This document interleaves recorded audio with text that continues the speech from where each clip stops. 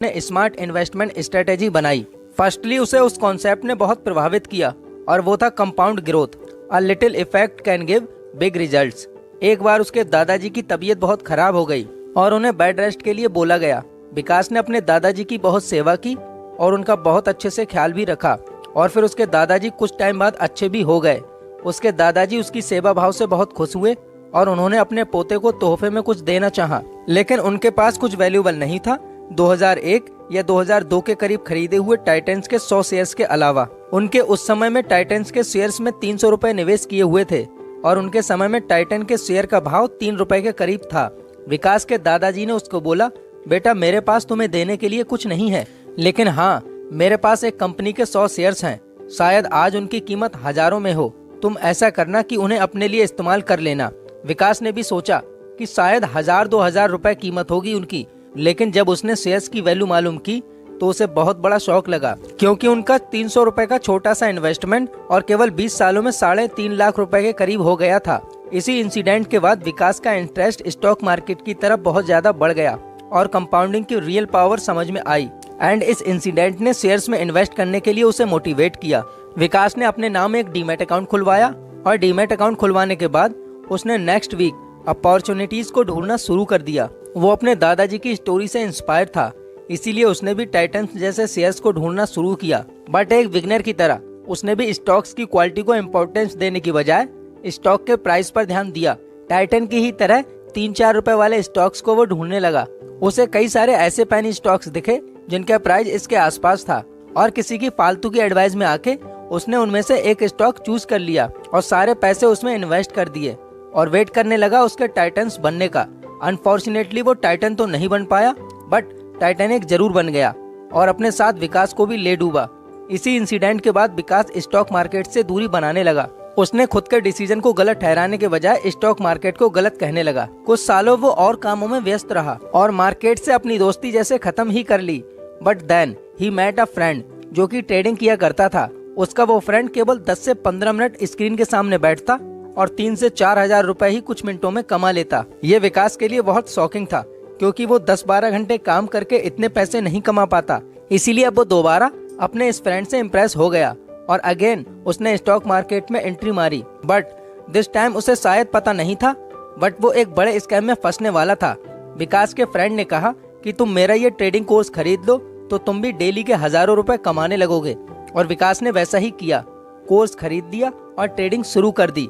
शुरू में तो बिगनर्स लक के चलते उसे थोड़ा बहुत प्रॉफिट हुआ, बट आफ्टर फ्यू डेज वो हैवी लॉसेस करने लगा और देखते ही देखते उसने अपनी सारी कैपिटल वाइप आउट कर दी, जिसके बाद विकास स्ट्रेस में रहने लगा। वह डेली सुबह उठता और पिछले दिन के हुए लॉस को रिकवर करने की कोशिश करता और हर रोज नए लॉस के साथ एंड करता और ये सिलसिला कुछ महीनों तक ऐसे ही चलता रहा। बट कुछ महीनों बाद विकास को समझ में आ गया कि उसका फ्रेंड उसे धोखा देकर चला गया है। ट्रेडिंग इतना इजी नहीं है कि ये कोर्स लो और लाखों रुपए कमाना शुरू कर दो।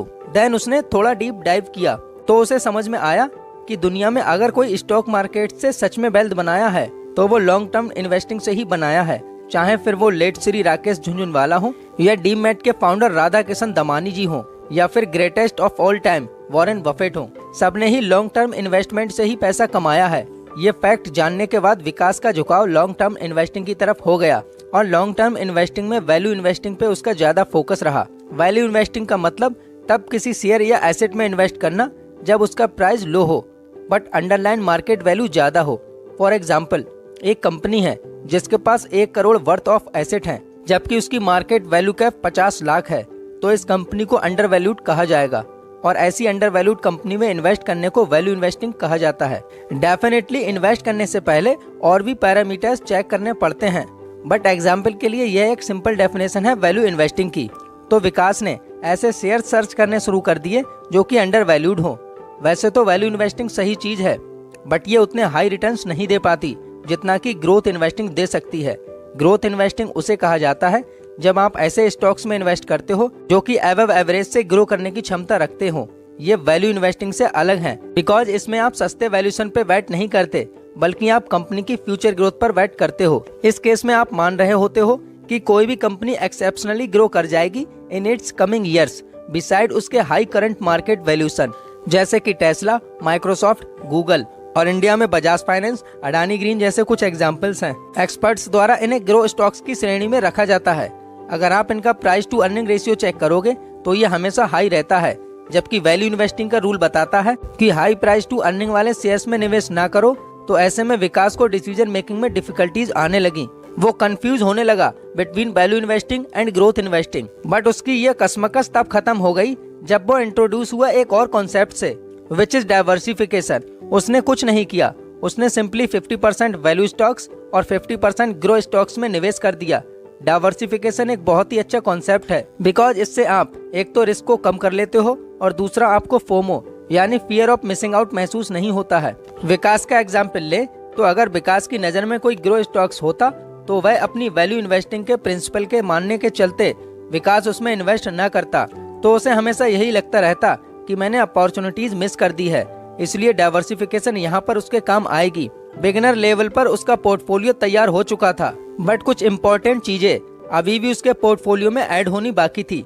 सबसे इम्पोर्टेंट थी कि उसके पोर्टफोलियो का कुछ हिस्सा रिसेशन स्टॉक्स में भी जाता। रिसेशन एक ऐसा समय होता है जब 80 से 90% स्टॉक्स नेगेटिव में चल रहे होते हैं और जो 10 से 20% स्टॉक्स ग्रीन में होते हैं उन्हें रिसेशन प्रूफ स्टॉक कहते हैं। मेनली इनमें कंज्यूमर स्टेबल कंपनीज शामिल होती हैं। Mainly consumer stable companies even in recession इसलिए नेगेटिव में नहीं आती बिकॉज लोग महंगे फोन्स खरीदना तो छोड़ सकते हैं बट खाना खाना तो नहीं छोड़ देंगे। इसीलिए ऐसी कंपनीज जो कंज्यूमर गुड्स सेल करती हैं वो रिसेशन में भी ठीक से परफॉर्म कर जाती हैं।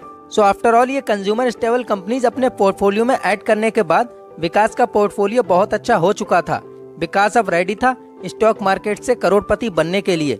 लेकिन अगर मैं कहूँ इतना सब कुछ करने के बाद वह करोड़पति नहीं बनेगा अगर वो इनफ पेशेंस नहीं रखेगा। यस, ये सब वेस्ट है विदाउट पेशेंस, क्योंकि स्टॉक मार्केट एक ऐसा मार्केट है जो इम्पेशेंस लोगों से पैसे लेके पेशेंस लोगों को दे देता है। इसीलिए शॉर्ट टर्म न्यूज से दूर रहें। आप स्टॉक मार्केट से जितना इनएक्टिव रहेंगे आपके चांसेस स्टॉक मार्केट से पैसे कमाने के उतने ही ज्यादा बढ़ जाएंगे। विकास भी अगर फॉर लॉन्ग टाइम पेशेंस रखेगा तभी उसका ये सारा एफर्ट, उसका मार्केट रिसर्च, स्टॉक सिलेक्शन सब काम आएगा, अदरवाइज सब वेस्ट है। इसीलिए वॉरेन बफेट कहते हैं कि सिर्फ वही स्टॉक्स खरीदो जिन्हें खरीदने के बाद अगर मार्केट 10 सालों के लिए भी बंद हो जाए तब भी आप खुशी खुशी सह लो। तो एटलीस्ट एक डिकेड यानी कि 10 साल तो मान के ही चलिए कि इतना तो आपको स्टॉक्स को टाइम देना ही पड़ेगा उसे अपनी काबिलियत शो करने के लिए। बट इस टाइम पीरियड्स में कुछ शेयर्स बड़ा ही खराब परफॉर्म कर सकते हैं बट सारे के सारे नहीं डूब जाएंगे। जैसे कि विकास ने पोर्टफोलियो स्टॉक्स बनाया हुआ है तो उसके पोर्टफोलियो के सभी स्टॉक्स डूब जाएं,